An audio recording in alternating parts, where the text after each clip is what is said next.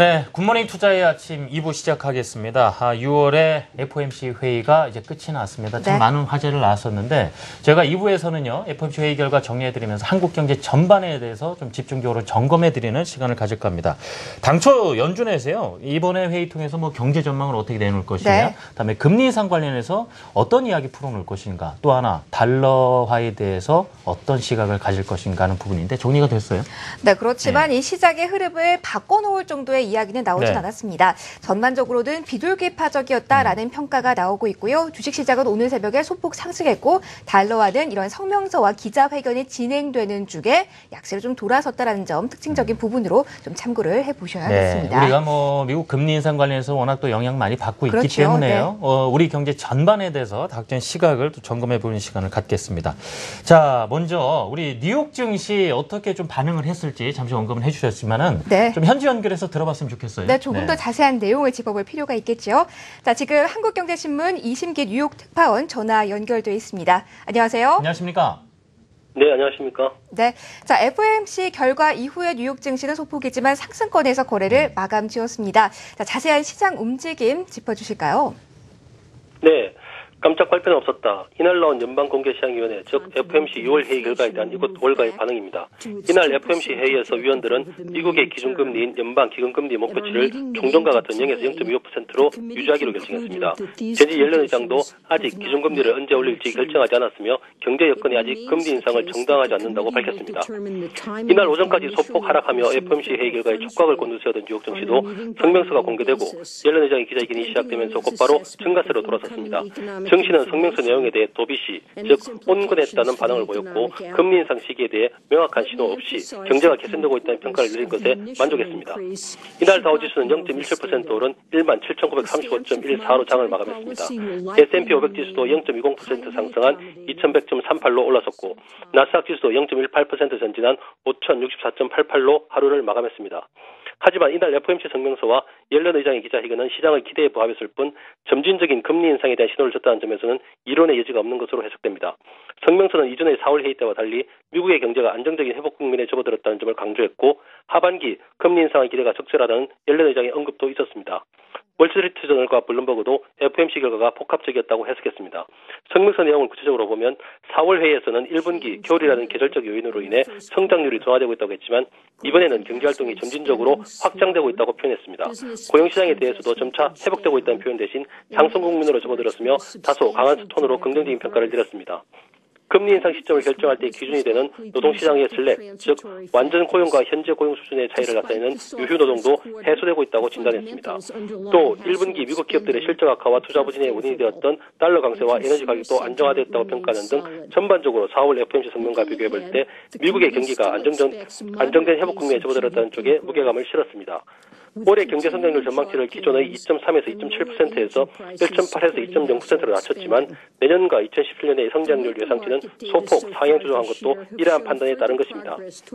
월가 이코노미스트들도 이날 성명에 대해 미국 경제가 1분기 침체에서 벗어나 완만하게 성장하고 있으며 연내 금리 인상을 충분히 지지할 수 있을 만큼 강력할 것이라고 밝혔다고 해석했습니다.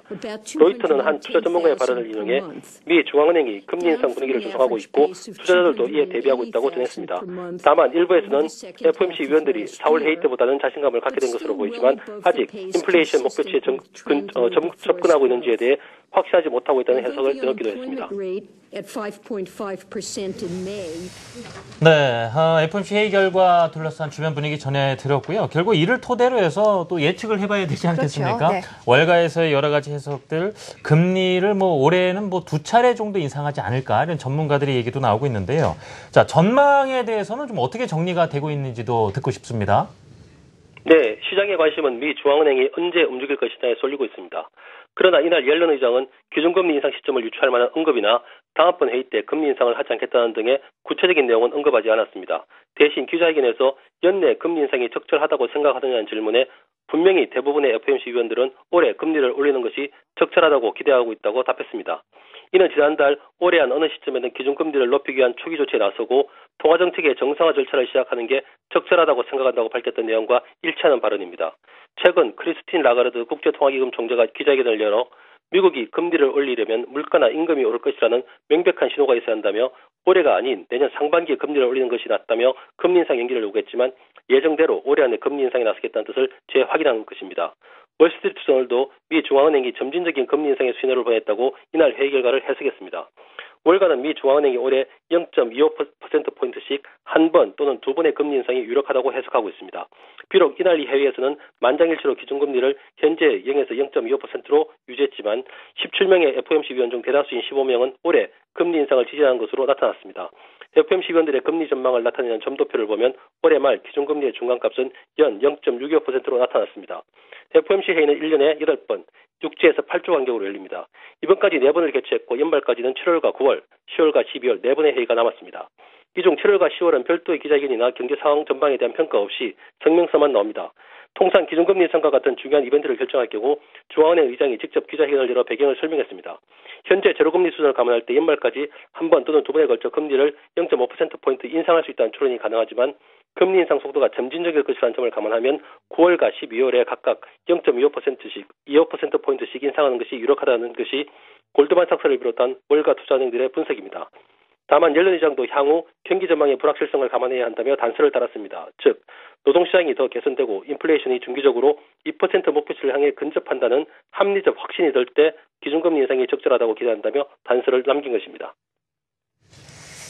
네, 미국이 거의 6년간 금리를 계속 내려오기만 했던 그렇죠. 저금리 기조를 유지해왔거든요. 이제 좀 구체화되는 상황이 되는군요.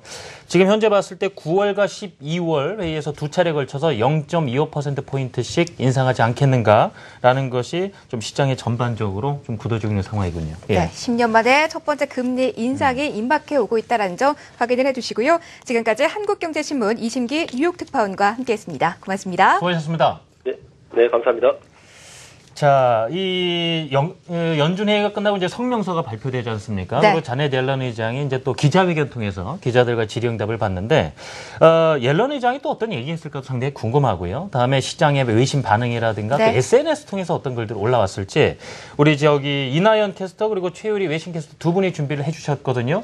자, 먼저 최유리 캐스터에게 이야기를 들어봐야 되겠어요. 네, 오늘 기자회견에서 어떠한 내용이 나왔는지 최유리 캐스터 먼저 전해주실까요? 네, 오늘 FOMC 회의에서 만장일치로 6월 기준금리가 동결됐습니다. 연준은 이번 성명서에서 기준금리 인상 시점을 유추할 만한 언급 대신 현재 미국 경제에 대한 이야기를 많이 했는데요. 자세한 내용 제닛 옐런 의장 기자회견 영상을 통해 확인하시죠.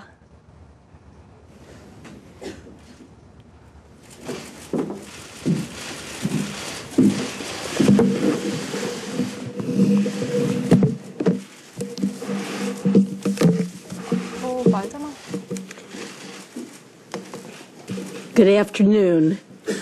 Today, the Federal Open Market Committee reaffirmed the current 0 to 0.25% target range for the federal funds rate. Since the committee last met in April, the pace of job gains has picked up and labor market conditions have improved somewhat further.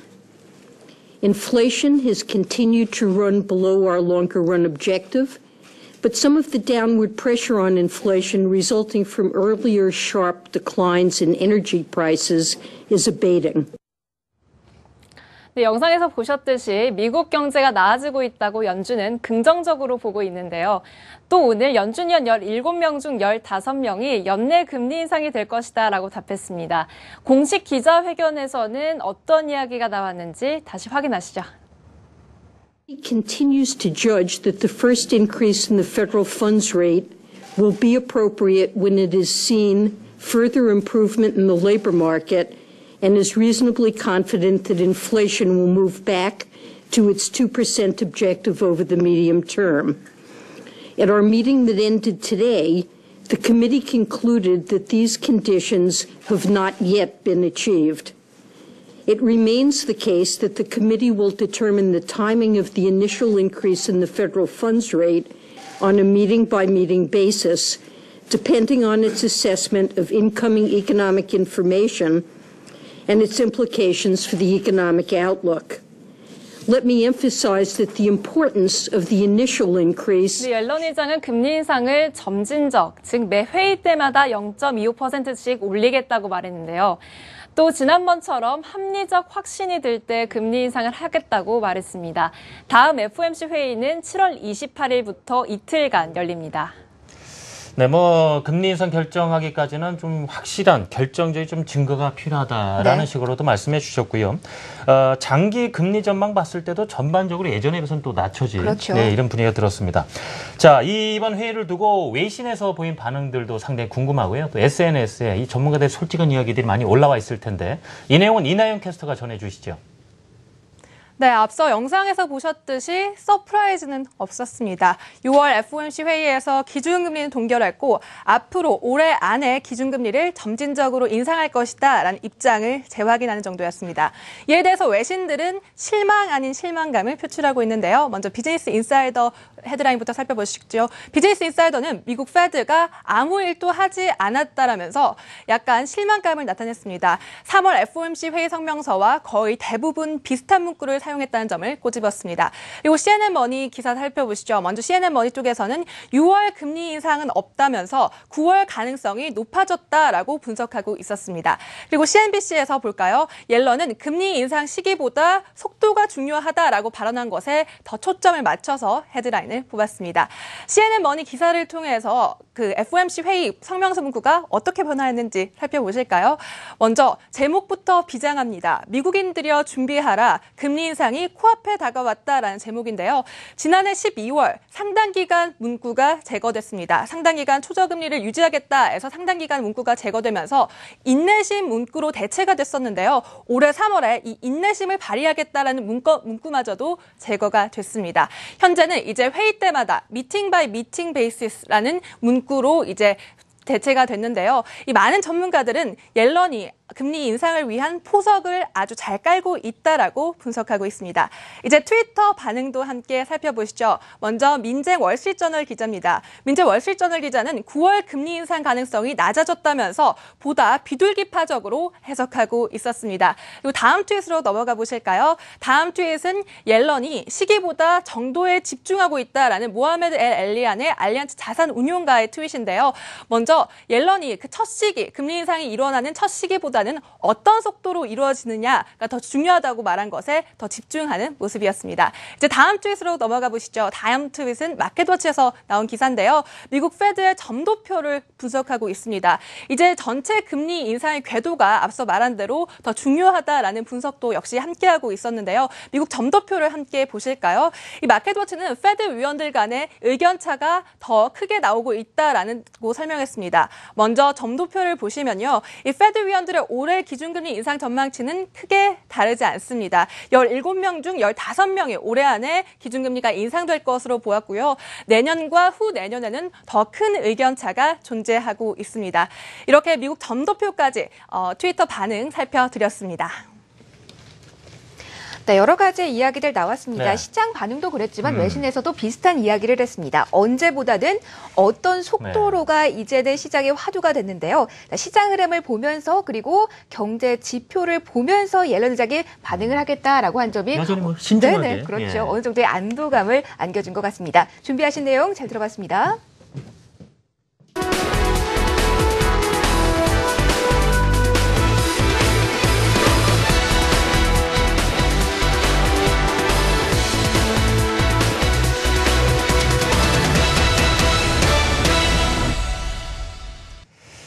자, 지금부터는 미국의 금리 인상 관련된 이슈, 또 한국 경제 연관지어서 집중적으로 점검해 보겠습니다. 네. 스튜디오에 전문가 두 분을 모셨는데요. 인사부터 나누겠습니다.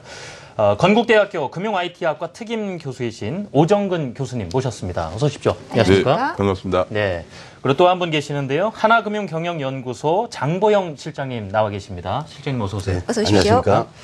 자, 이 두 분께 처음에 좀 먼저 공통으로 하나씩 질문을 드리고 네네. 싶어요. 예. 네, 요즘 여러 가지 변수들이 있습니다. 한국 경제의 발목을 잡는다라는 이슈들 상당히 네. 많습니다. 뭐 수출 부진도 그렇고요. 그리고 외국인 자금 유출에 대한 우려도 상당히 깊습니다. 네. 여기에다가 메르스 사태까지 확산되면서 보시는 시청자분들의 우려도 좀 깊어질 네. 수밖에 없을 텐데요. 자, 이 가운데 오늘 새벽 펼쳐진 FOMC 회의가 있었습니다. 자, 금리 인상과 연관이 있기 때문에 네. 더욱더 민감할 수밖에 없는데요. 자, FOMC 회의에 대한 평가들 먼저 들어볼게요. 자, 오정근 특임 교수님의 의견부터 네. 좀 들어보도록 두 분 할게요. 어떻게 보셨을까요? 어떻게 네, 보셨습니까, 교수님? 예. 오늘 뭐 그냥 시장에 안도감을 주는 그러니까 금리를 동결하면서 금년에 저번처럼 언젠가는 금리를 올리기를 시작은 하겠지만은 매우 점진적으로 완만하게 하겠다 해서 시장에 안도감을 주는 그런 역시 그 열린다운 예. 아주 그 비둘기파적인 발언이었다. 네. 아주 뭐 시장 충격은 최소화하겠다는 약속 그대로 지켜주면서 그렇습니다. 네, 좀 신중하게 또 고민한 모습도 묻어났고요. 네. 자, 이번에는 장보영 실장님은 그 회의 결과 어떻게 보셨는지요? 네, 뭐 비슷하게 다들 보고 있는 것 같아요. 특히 이번에 그 성명서 이후에 나오는 연준의 이제 FOMC 위원들의 전망을 보면 미국 경제나 실업률 전망 올해 다 하향 조정이 됐습니다. 더 나아가서 또 아까 말씀하신 것처럼 네. 미국의 FOMC 위원들의 미국 금리 전망도 중기적으로 보면 생각보다 많이 낮춰져 있어요. 그래서 이런 걸 보면 뭐 연내 금리 인상은 가능하다 하더라도 그 이후에 어떤 금리 인상 속도나 이 과정은 상당히 지극히 점진적이고 신중하지 네. 않을까라고 생각이 되고 있습니다.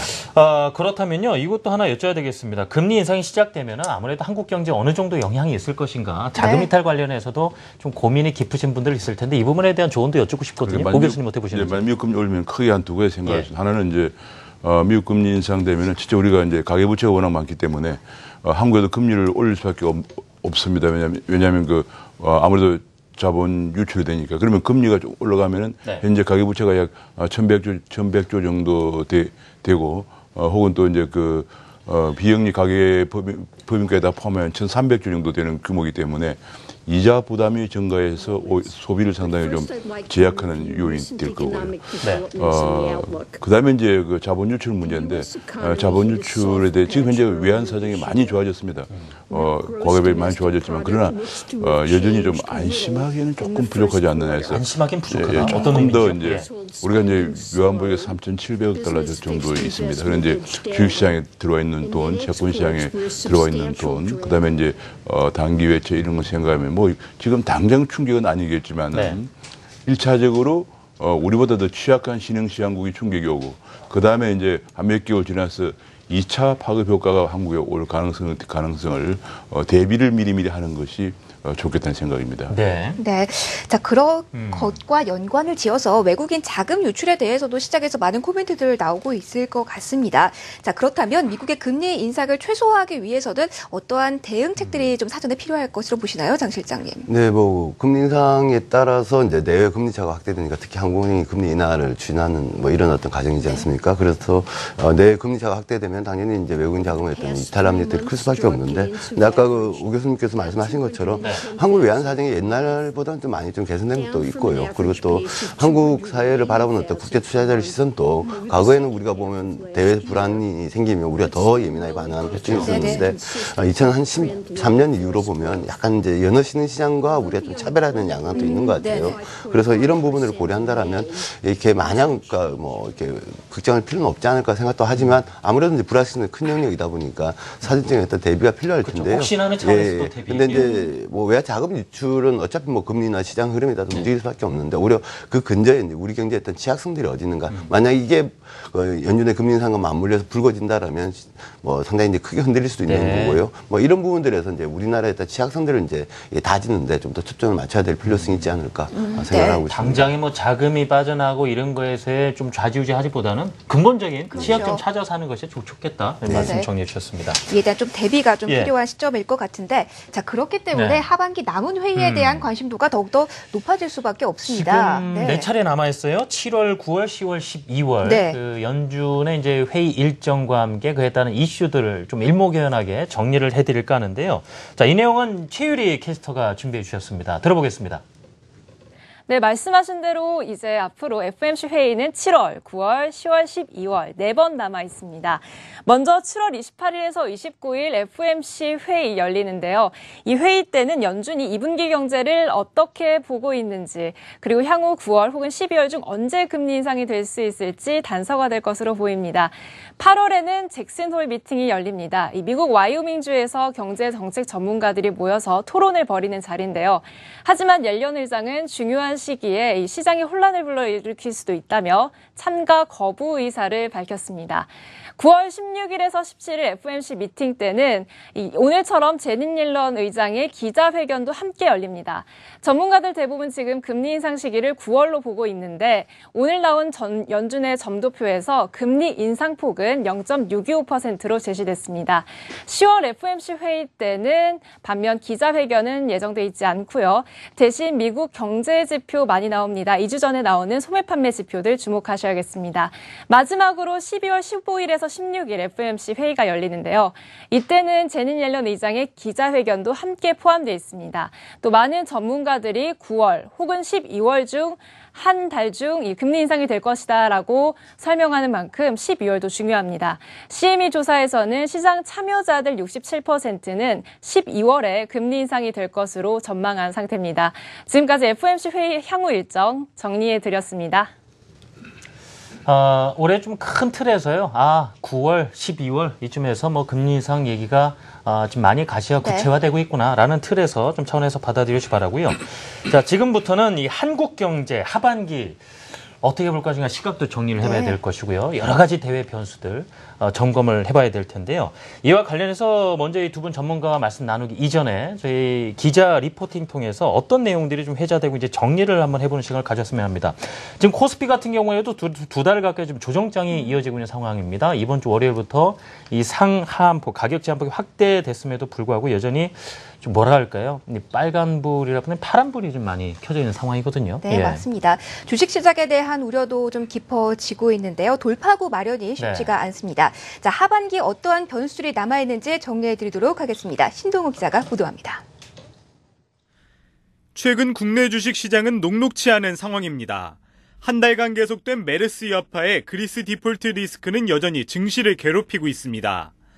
외부적으로 미국 금리 인상 이슈 또한 국내 증시에 발목을 잡고 있습니다.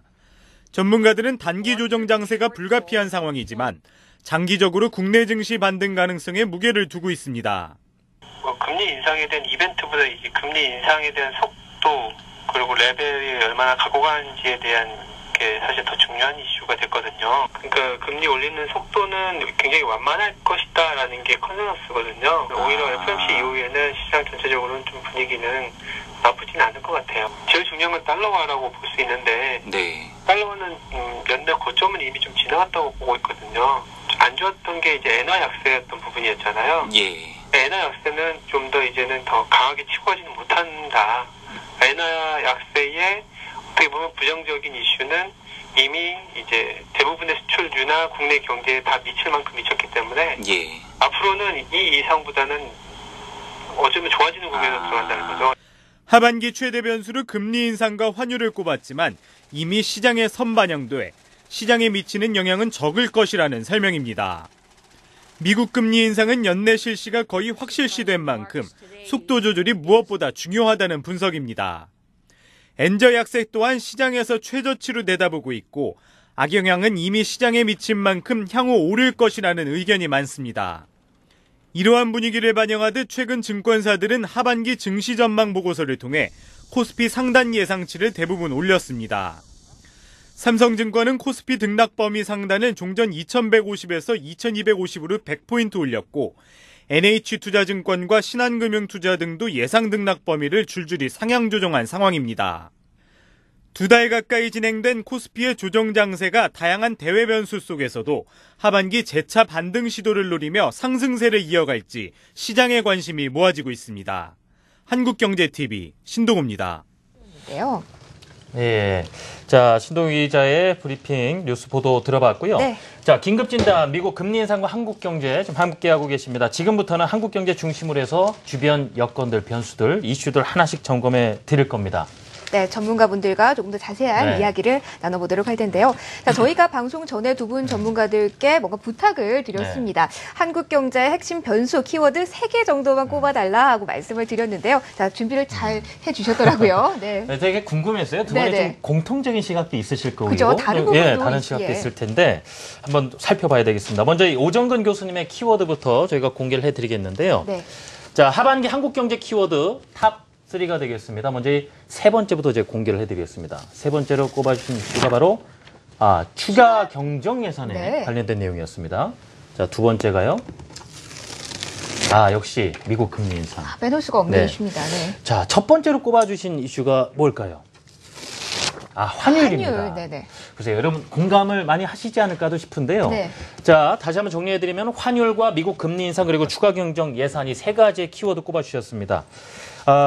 교수님, 네. 여쭤봐야 되겠습니다. 환율을 일단 가장 중요한 변수로 꼽아주셨거든요. 네, 그렇습니다. 자, 이 3가지 키워드 선정해 주신 이유가 분명 있으실 겁니다. 가장 큰 것은 예. 이제 환율이 지금 현재 금년 들어서는 계속 지금 현재 5개월째 수출 증가율이 마이너스고 그 마이너스 폭도 계속 커지면서 5월 달은 10.9%나 마이너스를 기록했습니다. 그 가장 큰 원인이 이제 많이 있겠지만 그 중에 가장 큰 것이 이제 원인 환율 하락인데요. 네. 이 원백엔 환율이 이제 900원대 안팎까지 오르락내리락 하면서 우리나라 원화가 엔화에 대해서 2012년 6월 이후에 약 69%나 절상이 되어 있습니다. 그 네. 바람에 이제 수출이 계속 감소하고 있는데 문제는 미국이 금리를 인상을 하게 되면은 원화와 엔화와 동시에 약세를 보이지만은 한국 금리는 현재 중앙은행 금리로 한국은 1.5고 일본은 0.3 정도 되기 때문에 계속 엔 캐리 트레이드가 한국으로 오면서 원화 약세 폭이 엔화 약세 폭보다 적어지면서 원 백엔 환율이 계속적으로 하락할 수밖에 없는 그런 여건이라서 제가 보기에는 하반기에도 어떻게든 수출이 지금 이제 정부에서 대책까지 준비하고 있는데 이것이 해결이 안 되면은 여전히 제가 보기에 상당히 효과가 힘들다 그런 생각이 듭니다. 그래서 하반기에 가장 우리 경제를 여전히 위협할 요인은 미국 금리 인상에 따라서 따른 원엔 동시에 약세지만은 역시 원화 약세 폭이 적어서 생기는 원엔 환율 하락 지속. 이 가장 큰 문제로 생각을 하고 있습니다. 역시 금리 인상이 막상 되면 그 영향력에 대해서도 네. 상당히 적지 않을 것이다. 네. 좀 주시를 할 수밖에 없는 여건 말씀 주셨고요. 네. 자, 이번에는요. 장보열 시장의 키워드도 함께 보도록 하겠습니다. 자, 이쪽에 준비가 되어 있는데요. 자, 화면으로 좀 살펴드리도록 하겠습니다. 자, 먼저 3위부터 보면은요. 저성장 수용. 이게 어떤 뜻인지는 잠시 후에 들어봐야 되겠습니다. 네네, 좀 다른 부분이죠. 예. 자, 그리고 두 번째는 환율 역시 환율에 대한 부분을 다시 예. 한번 짚어주고 계시고요. 첫 번째로는 미국의 금리 인상을 첫 번째로 꼽아주셨습니다. 좀 보니까 오 교수님하고는 이 금리 인상과 환율 네. 부분에서는 좀 공통된 생각을 갖고 그렇죠. 계신 것 같아요. 예. 네, 좀 첫 번째 부분이 저성장을 예. 수용해야 된다라는 부분에 대해서 좀 질문을 안 드릴 수가 없는데요. 자, 어떻게 좀 보시고 계신 건가요? 네, 뭐 실은 이제 오 교수님이 짚으셨던 추경 문제하고 포인트는 같다고 말씀드릴 수 있을 것 같아요. 네. 추경의 필요성도 우리 경제의 어떤 성장 여력이 계속해서 이제 위축되고 있는 상황을 타개나갈 필요성이 있다라는 이제 뜻에서 나오신 건데요. 저도 그런 의미에서 추경의 편성에 있던 필요성은 여전히 크다라고 보는데 문제는 이제 단순히 이제 경기를 끌어올리는 문제만이 아니라 이게 어떤 이제 글로벌리하게 세계적으로 보면 이제 성장 여건이 실은 대단히 좋지 않은 상황이고요. 또 네. 우리 대내적으로 봐도 여러 가지 어떤 이제 뭐 문제들도 있고 또 추세적으로 보면 성장률에 일단 눈높이가 계속 낮춰지고 있는 상황이거든요. 근데 과거에 이제 우리가 익숙하던 어떤 고성장 패러다임에서 보자면 상당히 못마땅하고 어떻게 타개해 나갈 건데 저는 그럴 여건은 아닌 것 같다. 어떻게 보면 지금이야말로 어떤 이제 성장의 눈높이 자체가 좀 재정돼야 될 필요성이 있고 이런 것들을 어떻게 수용할 건가. 물론 이제 수용할 때 그냥 뭐 굉장히 나빠지니까 그냥 감수하자만이 아니라 나빠지는 원인과 그 이유에 대해서 좀 제대로 된 어떤 점검들 그리고 이를 통해서 좀 중장기적인 어떤 미래를 가지고 좀 이제 고민할 필요성이 있지 않을까 그런 의미에서 이제 던진 질문입니다. 예. 예. 자, 세 분께서 꼽아주신 하반기 한국 경제의 가장 중요한 3가지 키워드를 네. 좀 더 뽑아서 설명 간단하게 들어봤고요. 이제는 그 이슈들을 하나씩 좀 자세히 들어봐야 되겠습니다. 네. 첫 번째로는 아무래도 이 네. 추경과 연관이 있는 카테고리가 아닐까 싶은데요. 가장 큰 리스크 요인한다면 네. 메르스 사태를 솔직히 빼놓을 수가 없어요. 뜬금없다라고 얘기를 해야 될까요? 네, 돌발 변수인데요. 자, 외국 투자은행들 같은 경우는 한국의 경제 성장률이 이 사태 때문에 더욱더 하락할 수 있다라는 경고성 메시지를 꾸준하게 보내오고 있습니다. 자, 장 실장님, 자, 메르스 사태가 장기화될 조짐도 보이고 있습니다. 한국 경제에 좀 어떤 영향 미칠 것으로 보시나요? 예, 생각보다 이제 메르스 사태가 좀 뭐 지속되면서 계속 이제 부담을 키우고 있는데요. 그 메르스 사태가 이제 우리 경제에 어떤 영향을 미칠까를 이제 고민을 하면서 이제 아무래도 이제 그 과거 사례들을 한번 좀 살펴봤는데 이제 뭐 신종플루는 큰 영향은 아니었던 것 같고요. 사스 때 보면 이제 글로벌 이야기에 특히 이제 동남아시아 지역에 많은 영향을 미쳤는데요. 홍콩 같은 경우가 보니까 이제 사스 충격으로 인해서 그러니까 홍콩이 이제 사스의 주요 그 발병국이자 또 전염국으로서 이제 지목이 됐었는데 이때 보면 이제 연간 성장률이 한 2.7% 정도 떨어지는 효과들이 있었다라고 평가를 하고 있습니다. 네. 근데 실은 이제 그 뭐 그럴 정도였던 이제 그 홍콩의 경우를 보니까 이제 보통 이런 전염병이 창궐을 했을 때 문제가 되는 경로가 한 4가지 정도가 되더라고요. 하나는 아무래도 이제 심리 위축 불안하니까요. 심리 위축이 있을 테고 또 하나는 이제 일단 사람과의 접촉을 회피하게 되는 어떤 행태가 나타날 테고요. 그다음에 세 번째는 어떤 대시인도 전체적으로 좀 떨어지는 효과. 그리고 마지막으로 가장 우려되는 게 이제 생산이나 공급 측면에 어떤 차질이 발생하는 건데 다행이라고 할까요? 최근에 이제 발생한 전염병은 화물을 통해서 이렇게 전염이 되는 경우는 아직은 발견되지 않고 있다고 합니다. 그러다 보니까 실제 뭐 화물을 통해서 수출한 화물에서 만약에 이제 전염병이 또 확산되거나 하면 수출 금지 조치도 나올 수도 있는데요. 다행히 그런 문제는 없었던 걸로 알려지고 있어요. 없죠. 그래서 그런 뭐 점들 염두에 보면 수출이나 어떤 이제 실제 어떤 생산에 있던 차질은 아니더라도 아까 말씀드렸던 심리 위축이나 대면 서비스 업종의 어떤 위축에 따른 어떤 내수 악화 그리고 또 여행이나 관광 경제 악화의 영향이 주로 클 것 같고요. 또 아까 말씀드렸던 이제 그 대시인도 실축 이것도 어느 정도는 뭐 우리나라에 여행 오는 관객들을 이제 위축시키는 효과가 있을 텐데 근데 다만 이제 금융시장에 미칠 영향은 그렇게 아직은 크진 않았던 것 같습니다. 근데 이런 식으로 보면 한국이 뭐 홍콩 같은 정도는 아니라 하더라도 적어도 뭐 이렇게 대만도 있는데요. 사스 때 보면 대만 같은 경우에 한 0.5% 정도 성장률이 떨어진 효과가 있었다고 하더라고요. 그래서 아마 대만 정도까지는 뭐 현재로서는 물론 더 확산이 되거나 더 퍼진다면 또 전망이 달라져야 되겠지만 적어도 한 0.45% 정도는 좀 떨어질 수 있는 어떤 가능성을 좀 염두에 둬야 되지 않을까 생각을 하고 있습니다. 진정이 돼야죠. 다행히 이제 금융시장까지는 영향력이 아직 이제 크게 미치지는 않았지만 한국 경제는 확실히 좀 부담이 되고 있고요. 그런 저성장으로 갈 수 있다는 부분을 얼마나 수용하는가에 따라서 정책도 달라지는 부분일 텐데 이와 관련해서요. 오 교수님도 이 추가 경정 예산을 키워드로 꼽아 주셨거든요. 지금 그 새누리당의 김무성 대표 같은 경우는 메르스 사태에 따른 경제 피해를 최소화해야 된다. 그러기 위해서는 맞춤형 추가 경정 예산이 필요하다라고 언급을 했고요. 또 최경환 지금 총리 대행 같은 경우는 현재 메르스 사태 큰 불이 언제 잡힐지 모른다. 경기에 얼마나 영향을 줄 것인지 검토를 한 뒤에 추경을 어떻게 뭐 할지 말지를 좀 결정을 6월 말 정도에 좀 해야 할 것이다라는 말씀 주긴 했습니다. 추경을 과연 그렇다면 얼마나 또 타이밍이 중요하지 않습니까? 시기 또 어떻게 해야 될지가 굉장히 뭐 중요해질 텐데 어떻게 보시는지요, 교수님? 뭐 이제 6월 말이면 얼마 안 남았습니다. 그런데 이제 우리가 메르스 사태가 첫 환자가 5월 20일 날 발병을 했습니다. 그러면 이제 곧 이제 한 달 되거든요. 지금 현재 많은 전문가들이 한 달 정도에서 끝나면은 0.12% 포인트 성장률 하락을 하고 이것이 2달 정도 간다면 0.56% 퍼센트포인트 정도 하락한다. 그 다음에 3개월 정도 간다 그러면은 성장률이 1%포인트 정도 하락한다 생각합니다. 그러니까 이것이 이제 얼마 정도 가느냐에 따라서 추경 규모도 결정이 되는데요.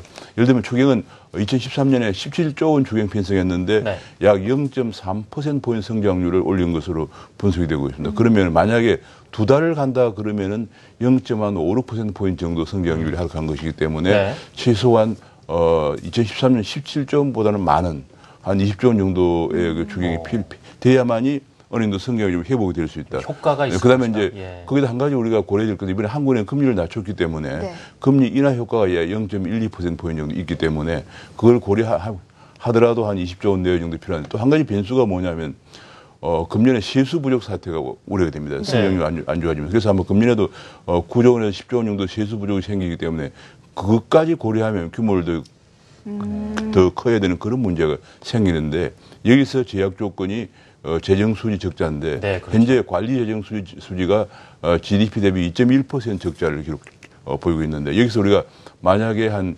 30조 원을 여기서 그러니까 추경 0.6%포인트를 만회하고 그다음에 세수 부족까지 고려해서 하는 규모 정도를 추경을 한다고 하면은 관리 재정 수지가 0.3%까지 올라가게 돼요. 그래서 제가 보기에는 뭐 3%까지는 일단은 지속 가능하지 않겠냐 이렇게 보고요. 문제는 이제 또 한 가지는 그 세수 추경을 하는데 그 내용이 그 김무성 대표가 맞춤형이라고 얘기했는데 내용이 이제는 우리가 거의 한계에 왔어요. 네. 재정 수지가 거의 GDP 3%가 될 정도 한계에 왔기 때문에 네. 재정 승수가 높은 분야에 투자가 돼야 돼요. 이게 지금까지 예를 들어서 그냥 뭐 사회적 일자리 만들어준다고 해서 뭐 동네 이렇게 해서 뭐 주고 이런 식으로 되면은 안 되기 때문에 그거는 그 재정 승수가 제로입니다. 그래서 가급 쪽에 지금 현재 당장 언제 지금 현재 가무니까 댐이 없어가지고 지금 농수 식수가 문제고 또 여름 되면 언제나 우리가 반복되지만은 전력 블랙아웃이 또 걱정되고 등등 그런 문제가 많습니다. 그래서 우리가 꼭 필요로 한 분야 이걸 투자하되 비들레 투자하되 꼭 우리가 필요하고 성장 동력 확충에 도움이 되는 그런 분야에 맞춤 형식으로 투자를 하면서 우리가 비들레서 하는 거니까 재정 승수가 높은 분야에 하는 이런 방향으로 하면은 가급적이면 좀 적은 돈으로 효과를 크게 볼 수 있지 않겠는가 생각을 하고 있습니다. 참 쉬운 일은 없습니다. 뭐 추경 많이 해서 좀 살아나면 좋겠지만 또 재정 적자 불어나는 부분에 있어서 그러니까 좀 건전성을 좀 확보할 수 있는 방안도 동시에 고민이 돼야 되겠죠. 네, 네. 자, 기준금리 올 초에 인하가 됐는데 이에 대해서도 여러 가지 말이 많습니다. 효과가 있을까 없을까에 대한 시장의 반응도 좀 엇갈리고 있는데요.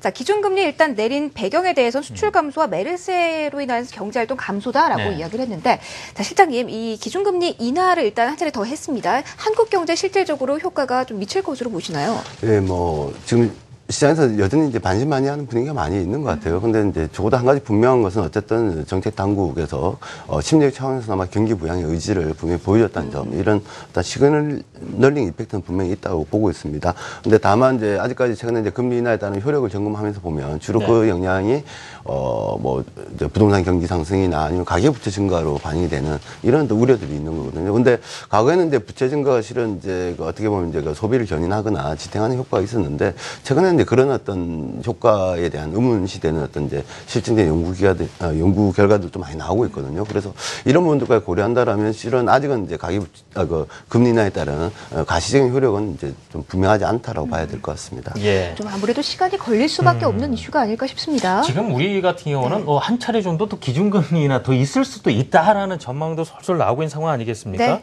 지금 오 교수님께 바로 여쭤보고 싶은 것이요. 글쎄요, 지금 기준금리 조금씩 내릴 때마다 걱정되는 가계빚입니다. 지금 뭐 1,100조 원을 넘어섰으면 어마어마한 건데 어제도 이 정부가 좀 이 부분에 대해서 선제 대응 나서겠다는 얘기가 나오긴 했습니다. 어떤 대책이 필요하겠습니까? 근데 이런 것도 우리가 늘 이제 금리 인하하고 이제 가계부채를 연관이 있는데 이 점을 생각해 보면 됩니다. 네. 미국은 2008년 이후에 0.25% 제로 금리를 가져갔는데 가처분 소득 대비 가계부채 비율이 2008년도에는 135%였거든요. 지금 105%로 하락을 했습니다. 네. 그러니까 현재 전문가들은 가처분 소득 대비 가계부채 비율이 100에서 110% 안으로 들어와야 소비가 회복된다 보거든요. 그래서 미국 경제가 지금 살아나고 있습니다. 그게 105로 되면. 근데 미국은 계속적으로 지금까지 2008년 이후 지금까지 제로 금리를 하는데도 오히려 가처분 소득 대비 가계부채 비율이 줄어들었어요. 반면에 한국은 그 비율이 2008년도에는 약 144%인데 지금은 161로 올라갔습니다. 그래서 제가 보기에는 이게 우리나라가 100에서 110% 소비가 회복될 정도 충분히 그 디레버링이라고 그러죠.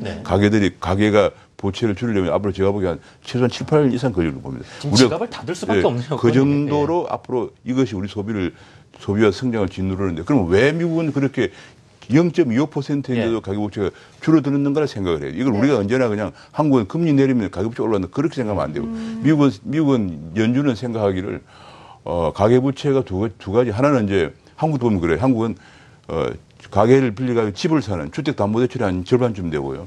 그 주택담보대출의 절반은 지금 집을 사는 게 아니고 살기 힘들어서 생계형대출이에요. 영세 자영업을 한다든지 해서 집을 담보로 빌려서 생활비를 쓰고 있다. 그렇습니다. 생활비 뭐 애들 뭐 학자금을 쓴다지. 그래서 지금 현재 결과적으로 경기가 회복되어서 일자리를 만들어 주는 방법이 그 생계형 대출을 줄이는 거. 그다음에 이제 2008년 이전에 주택 자금 빌렸던 사람들이 갚지를 못하고 있어요. 아직까지는. 지금 조금 최근에 이제 왜냐하면 그동안에 집이 거래가 안 되었거든요. 아예. 그래서 그런 것들 좀 거래를 좀 더 활성화시켜서 그걸 팔아서 갚을 수 있도록. 지금 그 당시에 많은 장년들이 퇴직하면서 집을 좀 이제 샀다가 퇴직하면서 팔고 변두리로 나가려고 그러는데 팔리지 않아서 꼼짝 못하고 있거든요. 수입도 없는데 원리금 갚으면서. 그래서 소비가 더 안 되거든요. 그래서 이런 부분들 주택 부분은 좀 경기를 좀 활성화시키고 그다음에 좀 일자리를 만들어주면서 미국처럼 그 비율을 줄여가야지. 이걸 단순하게 그냥 금리 내리면 가격이 올라간다 이렇게만 생각하면 안 되고 그걸 좀 미시적으로 접근해서 해결을 방안을 강구해야 된다 생각을 하고 있습니다. 그 양상에 대해서 좀 정확히 좀 바라볼 그렇습니다. 필요가 있습니다. 진단을 네. 해야 되는데 네. 미시적 진단을 안 하고 그냥 총체적으로만 네. 금리 내려가면 가격이 올라가 이런 등식으로만 알겠습니다. 생각. 미국하고 보면 완전히 우리는 그런 다르다 이런 경험입니다. 걸 알 네. 수가 있습니다. 네, 그리고 저희가 앞서 키워드를 살펴봤을 때 네. 공통적으로 들어갔던 부분이 환율입니다. 아무래도 한국 경제가 수출 중심이기 때문에 이에 대한 민감도가 높아질 수밖에 없을 것 참 같은데요. 많은 기업들이 힘들어하긴 했어요. 환율 네네, 때문에. 실적에 대한 부분도 우려가 되고요.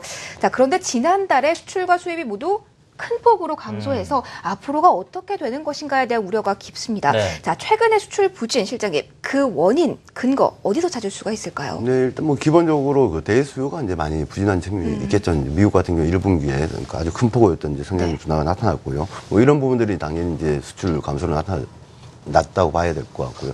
또 하나가 이제 뭐 많은 분들이 이제 우려하고 있는 게 이제 원엔 환율 급락 문제가 이제 실은 이제 우리 대일 그 제3시장에서 일단 대일 수출 경쟁력을 약화시켰다라는 부분이 있을 텐데, 근데 이런 어떤 이제 뭐 순환적이라고 해야 되나요? 이런 측면 외에도 좀 추세적으로 좀 우리 어떤 수출을 제약한 요인들이 많이 있다고 보고 있습니다. 뭐 앞서 말씀드렸던 대수요 위축도 이건 뭐 아까 1분기 미국 경제 나빴다가 2분기 또 회복된다고 하지만 회복의 눈높이 자체가 실은 많이 낮춰지고 있거든요. 실은 이제 연준 같은 경우에도 당초 올해 미국 경제 성장률을 원래는 한 3% 가까이 이상으로 보다가 지난 3월에 2% 중반으로 낮췄다가 이번에 또 2% 초반 또 낮췄거든요. 오늘 새벽에도 그러니까 낮췄죠. 눈높이 자체가 계속 낮춰지는 거예요. 즉 이건 미국만이 아니라 글로벌 경제 자체가 전체적으로 성장 눈높이가 낮춰지는 어떤 조건이다라는 점을 고려할 필요가 있고요. 네. 또 하나는 이제 단순히 원엔 환율 측면만이 아니라 글로벌리하게 보면 이제 경쟁이 되게 대단히 심화되고 있는 상황이에요. 네. 미국 같은 경우는 아시는 것처럼 제조업 이렇게 옛날에 이제 오프쇼링이라고 했죠. 해외 이제 생산 기지를 이전하는 거. 근데 이제 리쇼링하고 해서 다시 끌어들이는 어떤 움직임들을 다 하고 있고요. 또 중국 같은 경우에도 옛날엔 가공 무역 기지로서 이렇게 우리나라에서 수출한 걸 받아서 가공을 해서 다시 수출하는 역할을 많이 했는데 이제 중국이 그걸 거부를 하고 있거든요. 그러니까 즉 그 말은 이제 우리가 중국의 가공 무역용 수출을 할 수가 없는 상황이 됐다는 부분이죠. 이런 어떤 이제 글로벌 차원의 어떤 이제 국제 분업 체제 자체가 좀 많이 이제 좀 변화하고 있는 부분들, 이런 것들이 결국 우리의 수출을 많이 위축시키는 부분인데, 실제로 우리나라가 그동안 2000년대 보면 수출이 상당히 좋았잖아요. 20%대 이상의 성장률도 보이고 했는데, 근데 이런 양호한 수출에도 불구하고 실은 그로부터 우리가 얻는 수익이라는 것은 크게 보잘것 없었어요. 뭐냐면 그러니까 총 수출은 상당히 높았지만은 실제 우리나라에서 생산해서 나간 수출은 그중에 한 절반 정도밖에 되지 않는다는 점이죠. 그러니까 그런 일단 나머지는 뭐냐면 가공 무역용 수출이 많았고, 또 해외에서 우리가 중간재를 받아서 수입을 해서 다시 수출했던 게 많은데, 이런 어떤 이제 국내 그러니까 수출 증대에도 보면 불구하고 국내 부가가치 증가는 상당히 제한적이었다. 이런 점은 뭐 국제 분업 체계가 바뀌면서 이제 가공 무역도 위축되고 하면서 좀 위축될 수밖에 없는 부분이 있다라고 이제 말씀드릴 수 있을 것 같네요. 우리로서는 좀 큰 시장인 미국에서도 뭐 리쇼링 정책, 자국이 만든 제품 좀 사용하자. 저희 뭐 물산장려 운동이라고 할 수도 있을 정도로 좀 그런 움직임이 일고 있어 수출도 좀 줄어들 수밖에 없는 달라진 여건에 대해서 말씀 주셨고, 거기에 뭐 엔저라든가 환율 때문에 말이죠. 수출 관련 업체도 얼마나 힘들었습니까? 오 교수님께 여쭤보고 싶은 것이요. 구로다 일본은행 총재가 말이죠. NYX가 더 이상 진행될 것 같지 않다라는 발언을 했습니다. 사실 주변국의 심기가 더 얘기하면 뭐 화가 날 정도로 엔저를 강하게 밀어붙였던 일본에서 이런 이야기를 했다. 좀 의도가 뭘까가 궁금해집니다. 일본은 크게 두 가지입니다. 하나는 이제 그 일본은 지금까지 정책을 미국이 용인하에서 미국의 암묵적이고 거의 공개적으로 그냥 G20 회의에서 우리는 미국 재무차관 지난번 워싱턴 그 G20 재무장관 회의 하루 전날 우리는 일본 정책을 지지한다고 할 정도로 미국의 공개적인 지지를 받으면서 그야말로 엄청난 아베노믹스 3년 동안에 약 60% 달하는 엔화를 절하시켜 왔죠. 이제 그렇기 때문에 일본은 언제나 미국과 미국 정책을 언제나 같이 가야 됩니다. 그런데 지난번 G7 정상회담에서 미국의 오바마가 미국 달러가 너무 강한 거 아니냐. 왜냐하면 미국도 현재 지난 5개월째 수출 증가율이 마이너스예요. 그런 얘기를 했습니다. 그런데 미국은 달러를 찍어내는 국가이기 때문에 환율 얘기는 좀치하지 않는데 아마 제가 보기에는 의도된 실수라고 봅니다. 그렇게 하자마자 참 많습니다. 의도된 실수입니다. 그렇게 하자마자 바로 그러다가 그 다음 날 우리 엔화는 이제 충분히 절하가 되었습니다. 이런 얘기를 한 거예요. 한 거고 또 한 가지 이제 일본은 이미 그 얘기를 할 필요가 없이 일본이 미국에서 금리를 올리면 자연스럽게 엔화는 약세가 되기 때문에 이제 여기서 우리가 아닙니다. 엔화 더 약세돼야 됩니다. 할 필요가 없는 상황이고, 또 한 가지는 그동안 지난 3년간 엔화의 충분한 약세 때문에 일본에 우리나라는 지금 수출 증가율이 마이너스 10.9%였잖아요.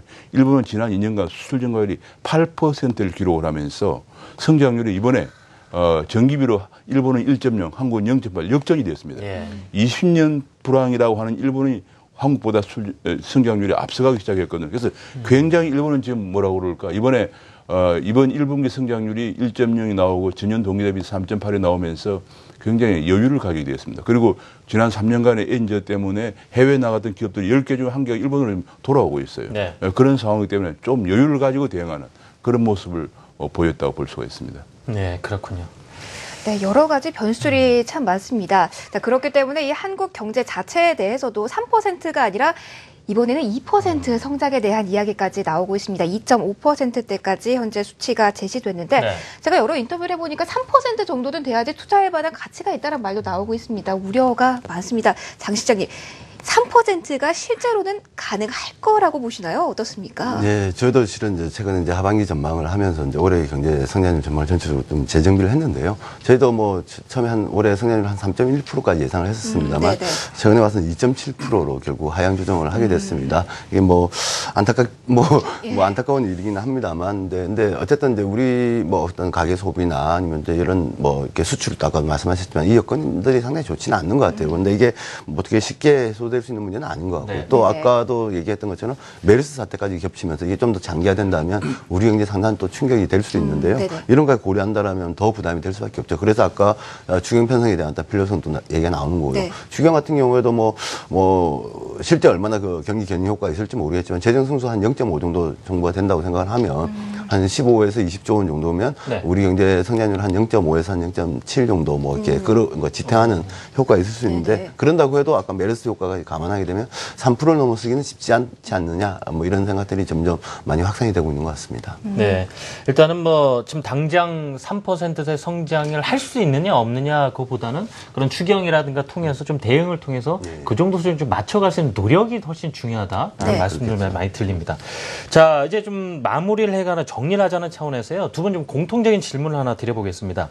지금 말씀하신 여러 가지 보니까 첩첩산중이라고 할 정도로 산적한 문제들이 많은데 가장 우선순위를 좀 두고 해결해야 될 문제들 뭐가 있을까 이런 것도 여쭤봐야 되겠고요. 결국은 정부의 정책 대응도 중요하니까요. 오 교수님 어떻게 보시는지요? 가장 우선순위는 지금 말씀하신 대로 정부 정책입니다. 경제가 워낙 안 좋을 때는 두 가지인데 하나는 이제 장기적으로는 성장 동력을 확충해야 되고요. 그거는 이제 규제 완화라든지 혹은 구조 개혁을 통해서 해야 되고 단기적으로는 이제 통화 재정 환율을 통해서 성장이 경기가 너무 침체한 것을 반등시키는 단기 안정화 정책을 해야 되는데 지금 이 두 가지가 다 안 되고 있어요. 성장 동력을 확충한다는 규제 계획이나 구조 계획은 지금 뭐 아무것도 안 되고 있고요. 그 다음에 단기 안정화 정책도 지금 환율은 손도 못 대고 있습니다. 왜냐하면 일본은 저렇게 절하를 해도 미국이 용인해 주는데 우리는 지금 작년에 미국 재무보고서에서 대미 흑자를 많이 내는 일본, 중국, 독일, 한국을 얘기했는데 세 나라는 다 빠져나왔습니다. 면접을 받았고요. 지금 한국만 남아있거든요.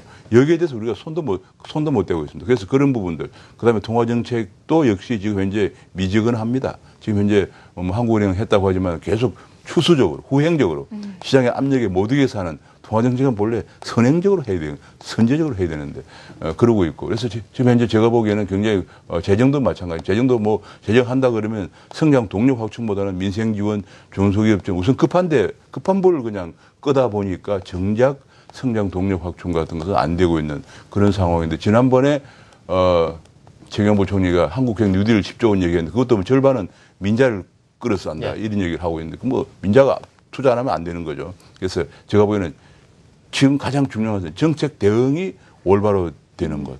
이것이 가장 시급한 과제라고 생각을 하고 있습니다. 그냥 막 지금 뭐 틀어막는다 그럴까요? 급급한 나머지 지금 선제 대응에 대해서 실기를 계속 하는 부분에 대한 아쉬움이 많이 묻어나신 것 같습니다. 네네. 아무래도 이 정책이 어떤 게 시행되느냐도 중요하지만 그 시기를 무시할 수 없는 게 사실인데요. 자, 장 실장님, 어떻게 우리 경제에 대해서 좀 돌파구 어디에 있다고 보시나요? 예, 뭐 저도 아까 오 교수님하고 비슷한 부분이 있는데요. 그러니까 실은 그동안 우리가 재정에 대해서 상당히 너무 이제 좀 그 경제적으로 사고를 해왔던 부분이 있는 것 같아요. 우리는 항상 재정이 이제 균형에 대한 이제 기준 원료였는데요. 근데 실은 얼마 전에 IMF에서도 이제 재정의 어떤 이제 능률의 역할에 대해서 이제 주문을 하면서 뭐 무디스 자료긴 합니다만 한국이 이제 국제적으로 봤을 때 재정 여력이 가장 세계 두 번째로 가장 뛰어난 나라다. 뭐 이런 얘기들도 나오거든요.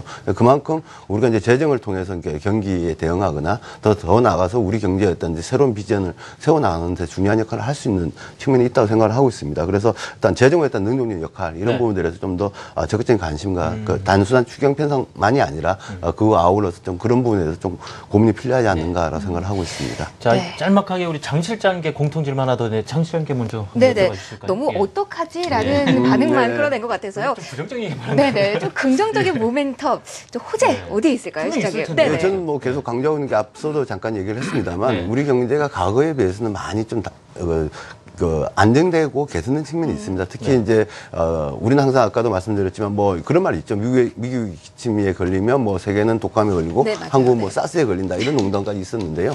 실은 이제 그러니까 그 정도로 우리는 대한 게 아주 민감하게 반응했는데 점점 우리의 어떤 이제 대부분에 대한 어떤 건전성이 상당히 많이 좋아지고 있습니다. 네. 특히 외환 부분의 어떤 건전성일 텐데요. 더 나아가서 이런 걸 기반으로 해서 국제 투자자들이 한국을 바라보는 시각 자체도 상당히 좋아지고 있는 걸로 저는 보고 있어요. 그래서 어떤 이제 외부의 샥이 발생을 한다 하더라도 우리 경제가 그냥 옛날처럼 그냥 크게 흔들릴 여지는 제한적이다. 오히려 문제가 있다라면 내부의 문제일 수도 있겠다. 실은 내부의 취약점들을 어떻게 이제 슬기롭게 다스려가느냐 이런 부분들이 우리 경제의 어떤 이제 안정성과 또 더 나아가서 미래의 어떤 성장 잠재력을 키우는데 더 도움이 되지 않겠느냐라는 네. 생각을 하고 네, 있습니다. 잘 들어봤습니다. 자, 이번에 오 교수님, 네. 한국 경제 좀 긍정적인 이런 것들도 있다라는 말씀 좀 마지막으로 정리해 네, 주시겠습니까? 근데 한국 예. 경제가 지금 현재 그동안에 사실은 1970년대에 투자했던 중무장대형 자동차 등등 선박철강 이런 거, 그다음에 이제 80년대에 투자했던 이제 반도체 이런 걸로 지금까지 먹고 살고 있어요.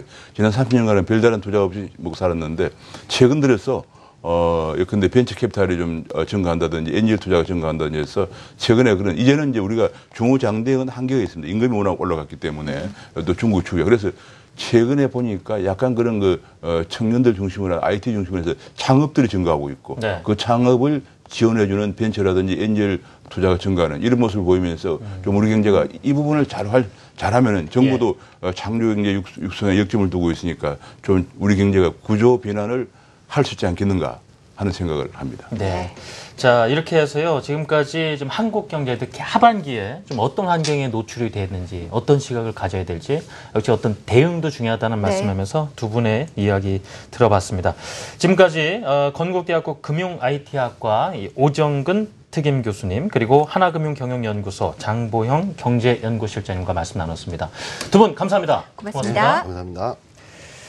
자, 뭐 김민재 앵커도 매번 FOMC 나올 때마다 네. 새벽부터 주시하면서 뭐가 달라질까 항상 보고 있지 않습니까? 긴장이죠. 좀 네네. 어떠셨어요? 예. 자, 오늘 같은 경우는 기대는 상당히 많이 했는데 미지근한 반응이 나와서 어쩌면 오히려 다행이다 싶은 하루가 네. 아닐까 싶습니다.